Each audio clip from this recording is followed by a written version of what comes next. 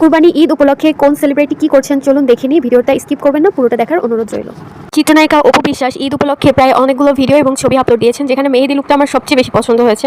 যেখানে powder pink কালারের একটা সালোয়ার কামিজের সাথে হালকা গোল্ড পরা, এটা খুব সুন্দর লেগেছে। দ্বিতীয় ভিডিওতে দেখা গেছে যে সে খুবই মিনিমাল স্টাইলে বসে আছেন এবং ঈদ শুভেচ্ছা জানাচ্ছেন নর্থ সাউথ গ্রুপের পক্ষ থেকে। তারপরে তো রান্নাবান্নার ভিডিওটা ছিল, সেই সাথে কুরবানি দিয়েছেন একটি ছাগল, তো সেইটার কোটাকাটা ভিডিও দিয়েছেন। তো এই জিনিসগুলো আমার খুব ভালো লেগেছে। অনেকে ওনার ধর্ম নিয়ে নানা রকম মন্তব্য করেন, তবে এটা তো ট্রু যে আল্লাহ তাআলার নামে কুরবানি করেছেন, যা প্রশংসনীয়। ঈদ উপলক্ষে বেশিরভাগ সেলিব্রিটিকে এখন দেখা যায় যে গোল্ড পরতে, তো সেখানে অপু বিশ্বাস কিন্তু এই প্রথাটা শুরু করেছিলেন এবং তার গোল্ড কালেকশনগুলো আমি প্রতি বছরই খেয়াল করেছি যে ডিফারেন্ট হয়, আর প্রত্যেকটা কালেকশনে অনেক সুন্দর। আমার তো ভীষণ পছন্দ হয়েছে। আপনাদের কেমন লেগেছে কমেন্ট করে জানাবেন। আর ঈদ উপলক্ষে নুসরাত ফারিয়ার এই লুকটাও ছিল অসাধারণ। এমনিতে নুসরাত ফারিয়াকে আমার মেকআপ বাদেই কেন জানি বেশি সুন্দর লাগে। মেকআপ করলেও ভালো লাগে, বাট মেকআপ বাদে তাকে আমার খুব বেশি কিউট লাগে।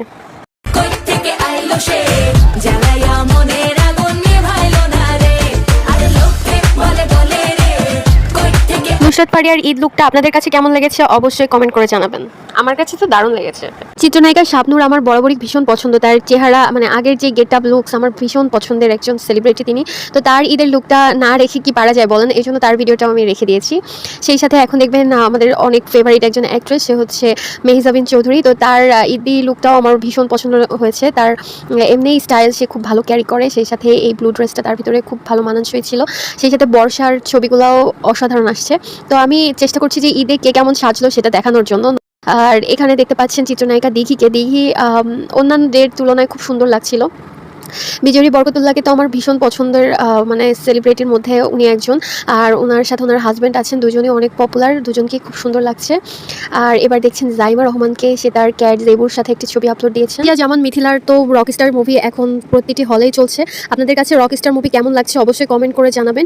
এখন দেখতে পাচ্ছেন অভিনেতা অপূর্বকে তার ফ্যামিলি মেম্বার্সের সাথে তিনি ঈদের ফটো আপলোড করেছেন। সেখানে তার মেয়ে এবং ছেলে দুজনকেই দেখা যাচ্ছে, সাথে তার ওয়াইফকেও। এখন দেখবেন আমার অনেক ফেভারিট একটা কাপল, তাদের ভিডিও। তো সিয়াম তার ওয়াইফকে সালামি দিচ্ছে, তারাকে সালাম করে নিচ্ছে। তো এই বিষয়টা আমার খুব ভালো লেগেছে, অনেক কিউট লেগেছে, এই জন্য আমি এই ভিডিওটা রেখেছি। আশা করছি আপনাদেরও ভালো লাগছে। যেদিন তাদের লাভ স্টোরি সম্পর্কে জেনেছি সেদিন থেকেই তারা আমার অনেক ফেভারিট একটা কাপল। সকলের ফেভারিট শখ তো আস্তে আস্তে তার প্রিভিয়াস লুকে ফিরে যাচ্ছে, আস্তে আস্তে তাকে আগের মতোই সুন্দরই লাগছে, যদিও সে বরাবরই সুন্দর। আর এই ব্লু ড্রেসটাতে ঈদে তাকে আরও বেশি ব্লু ফেরি লাগছে। আর বিদ্যা সিনহা মিমকে আলাদা করে কি বলবো, তাকেও আমার মেকআপ বাদেই বেশি সুন্দর লাগে, যদিও সে মেকআপ করলেও সুন্দরী, মেকআপ না করলেও সুন্দরী। আর তার এই শাড়ির সাথে এই লুকসটা আমার খুবই ভালো লেগেছে। জামদানি শাড়ি পছন্দ করে না এমন মেয়ে পাওয়া আসলে বাংলাদেশে মুশকিল, কারণ জামদানি শাড়ি মোটামুটি সব মেয়েরই ফেভারিট। এখন দেখতে পারবেন আপনারা মেহজাবিন চৌধুরীর সেকেন্ড লুক, যেটা ছিল টাইগার প্রিন্টের উপরে ড্রেসটার ডিজাইন করা। এই লুকে মেহজাবিন চৌধুরীকে আসলে এলিগেন্ট লাগছে। আর এখন দেখবেন অভিনেত্রী ভাবনাকে, তাকেও খুব সুন্দর লাগছিল। দুইটা